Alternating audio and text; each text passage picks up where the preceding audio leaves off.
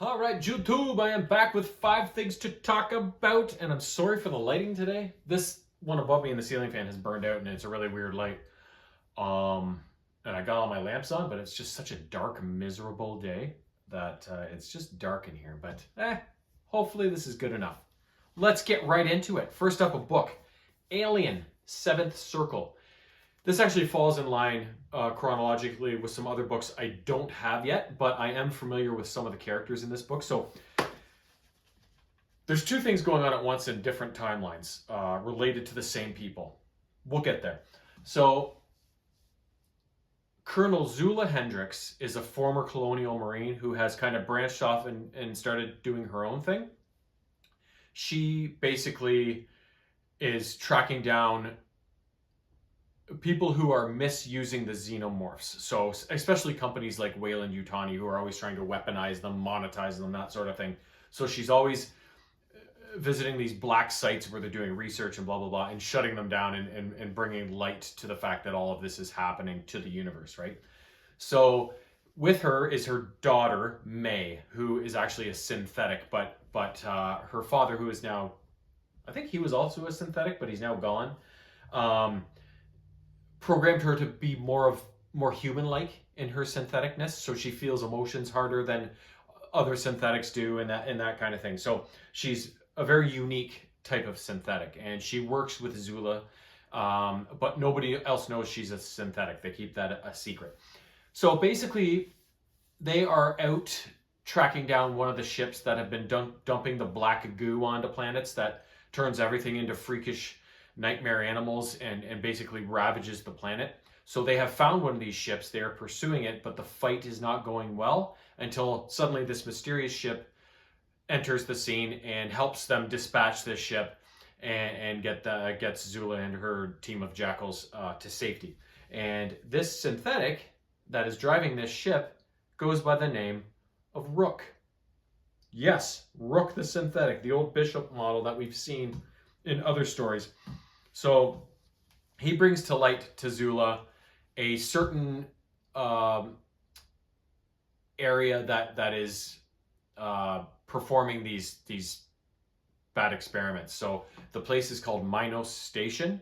It's in orbit above this planet. I can't remember the name of the planet, but he says he's got information that some bad shit's going on there. So they mobilize to go stage an operation to raid this facility as cleanly and quietly as possible before lowering the boom on those people within.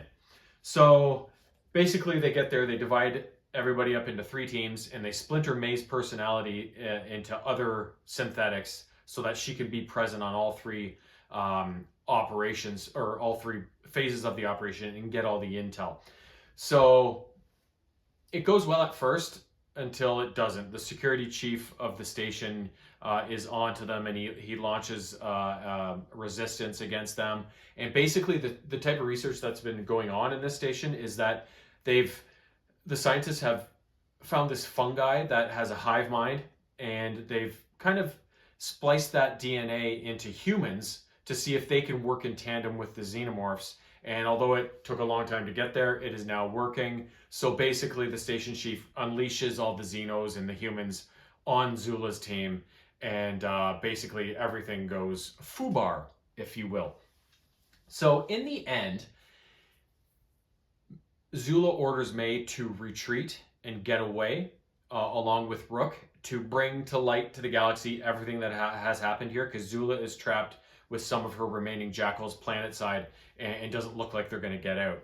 So, and Zula tasks Rook with one final kind of objective, that if things look like they're going bad for May, he's supposed to pop some sort of thing in her that's going to like reset her to factory settings. Not necessarily that, but it takes away all of her memories of what has happened and that sort of thing, so that she can't be like questioned or whatever by anybody who might be on the other side of Zula and her kind of objectives. So that's what ends up happening.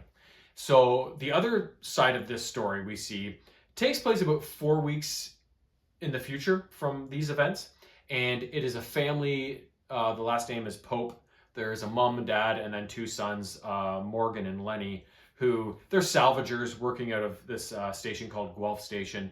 And so they go out on a mission one day to find whatever they can find, and they end up finding May's jettisoned cryopod. So she's asleep inside this pod. They bring it in, and they're like, oh, fuck, there's a person in here. But May gets out, doesn't know what's happened, has no memory, doesn't even know she's a synthetic, really, I don't think, at first. So then Lenny takes a liking to her and tries to, like, oh, let's go to medical, but she's like, no medical. So there's these inert things in her that are danger, kind of stranger danger, whatever, right? So eventually, as May kind of joins this family and kind of helps them along, things start to shake loose, and eventually a group wanting to get in on May's profitability, I guess, raids the station and takes her hostage, takes Lenny hostage, and they go back to Minos Station as May is like, well, the only thing we can do is I can go rescue my mom if she's still alive, if I can get these cretins believing that there's stuff there for them to take that's going to be really lucrative, right? So that's what she does. She plays events to go back to Minos Station, where she's eventually going to double cross these guys, try and rescue her mom, and keep Lenny alive so they can all extract.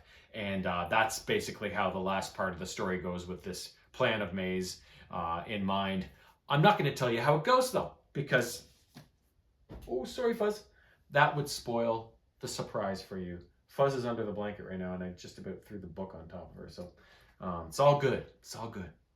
Next up, Voltron, Fleet of Doom. I got this on DVD a while back. It's apparently a made-for-TV movie special back during Voltron's run. So this was released in 1986. In that book, by the way,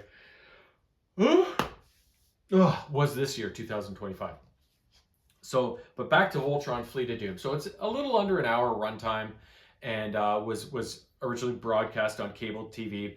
So the story behind it is that the Galaxy Garrison, or whatever, the human, the main human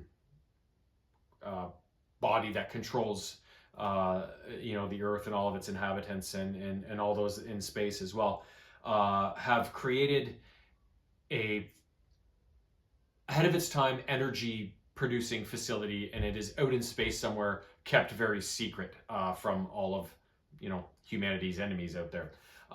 One of King Zarkon's subordinates, who's out on patrol one day, finally finds this station and does a little bit of a probe into it and destroys a few things, but then takes off because he wants to get back to Zarkon and report that guess who found the station, right? Reward me, sort of thing, right? So then once he gets back, Zarkon's like, great job, and he gives him a special medal, and he's like, let's mobilize. So basically, he sends his son Prince Lotor out along with some other guy that I don't know. Can't remember, Viceroy Thule or something like that. It's a combined mission between these two guys, both with the intent of betraying the other one in the end. But they launched this their combined forces, which is called the Fleet of Doom, thus the name of the movie, to go and destroy this energy producing facility in full this time. So basically, the Voltron teams are notified of this and asked to come help. So we got Vehicle Voltron from the Earth, the near universe, responding.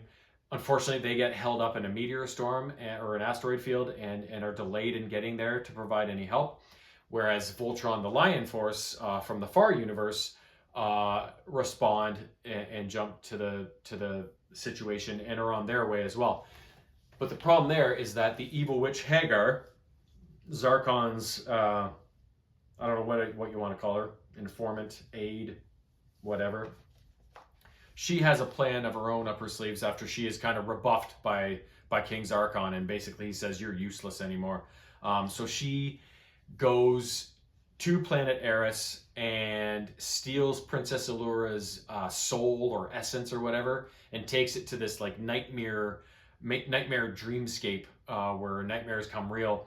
And so the ghost of King Alfor, Allura's father, helps transport Keith, another member of the vehicle or Lion Voltron team, to go into this nightmare landscape and rescue her. So he's up against all these improbable things in his way, but eventually he's able to locate Hagar and Allura and passes a few challenges. And eventually, Allura is the one that appeals to Hagar's sense of good that's still buried deep within her. And eventually, they make Hagar see reason, and Allura is restored. And Hagar is like, I'm going to go give Zarkon a nasty surprise. So they've kind of turned Hagar, not necessarily to the forces of good forever, but at least good for now to at least help them out of a jam, right? So in the meantime, the Lion Voltron force has shown up to help the energy base, but only 3 Lions are out there, not all 5, so they can't even form Voltron. So they're in tough against this fleet of doom. But eventually, once Keith and Allura are freed of Hagar's domain, they catch up. All 5 Lions are there. They're able to form Voltron. And then suddenly Vehicle Voltron shows up. They're able to get out of the asteroid field. So then it's 2 Voltrons unleashed on the Fleet of Doom, which is obviously turning in Voltron's favor. But this was really cool when I saw this, because this was never a thing during the cartoon series.